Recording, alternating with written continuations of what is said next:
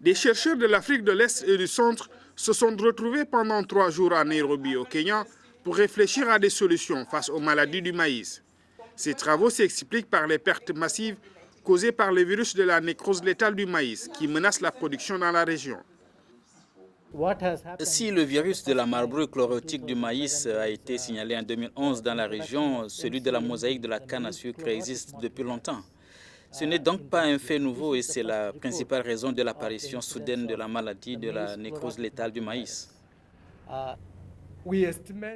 Pour la campagne agricole 2012, environ 26 hectares de maïs ont été affectés par la maladie, ce qui correspond à 650 000 sacs de maïs évalués à quelques 2 milliards de shillings. La rencontre se veut une plateforme d'échange au bénéfice de toute la région.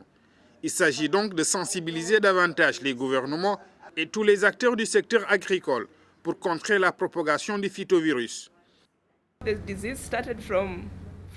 La maladie a été détectée au Kenya, peut-être même qu'elle existait déjà ailleurs, comme en Ouganda, au Rwanda ou en Tanzanie.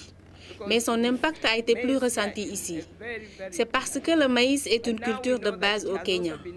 Cette rencontre devra nous permettre de conjuguer nos efforts pour empêcher que le virus atteigne des proportions plus graves. Beaucoup de travaux sont d'ailleurs en cours à cet effet. La maladie de la nécrose létale du maïs a été diagnostiquée pour la première fois au Kenya en septembre 2011.